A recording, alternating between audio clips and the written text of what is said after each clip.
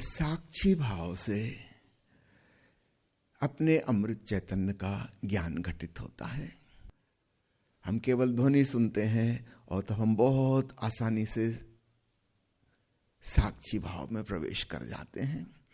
जहां हमें अर्थ समझ में आता है वहां हमारे मन को मौका मिल जाता है। इसलिए कभी कभी जिन मित्रों को संगीत सुनने का शौक है, गीत सुनने की बजाय इंस्ट्रूमेंटल म्यूजिक सुनिए, क्योंकि गीत में शब्द हैं, शब्दों के साथ अर्थ जुड़े हैं, अर्थ के साथ हमारा मन आ जाएगा बीच में।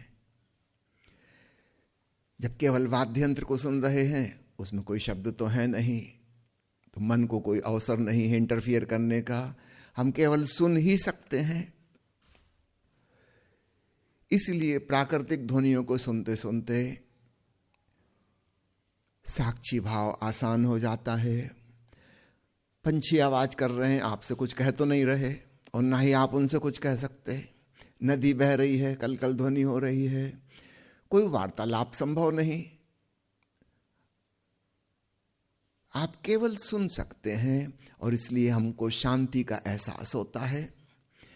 मनुष्यों के संग बातचीत करने में हमारा चित्त व्याकुल और अशांत हो जाता है। पंछी की आवाज सुनने में नहीं होता, हवा की आवाज, पत्तों की सरसराहट सुनने में नहीं होता, क्योंकि वहां कोई अर्थ नहीं है। काश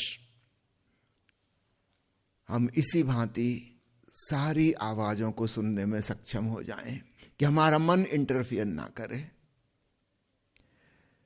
तब हम मनुष्यों के संग बातचीत करते हुए भी साक्षी रह सकेंगे। ये बहुत कठिन है, तो मैं नहीं कह रहा कि यहां से आप शुरू करो, लेकिन वहां से तो शुरू कर सकते हो जहां कुछ आपसे कहा नहीं जा रहा, केवल ध्वनि है, केवल संगीत है, वाद्यंत्र बज रहा है या कोई प्राकृतिक आवाज हो रही है। इसलिए ओंकार श्रवण को कहा जाता है, क्योंकि वहां कोई अर्थ नहीं है, आप केवल सुन ही सकते हैं और अत्यंत होश पूर्वक सुनना होगा, क्योंकि ध्वनि इतनी सूक्ष्म है कि जरा भी आप बेहोश हुए कि चूक जाएंगे। तो दो चीजें उसमें अपने आप सध गई। मन को कोई अवसर नहीं है कुछ विश्लेषण करने का, कुछ समझने का, कुछ रिस्पांस में कुछ कहने का, और बहुत सूक्ष्म होश साधना होगा, वरना ओंकार ध्वनि सुनाई ही नहीं देगी। तो साक्षी होने के विविध उपाय हैं।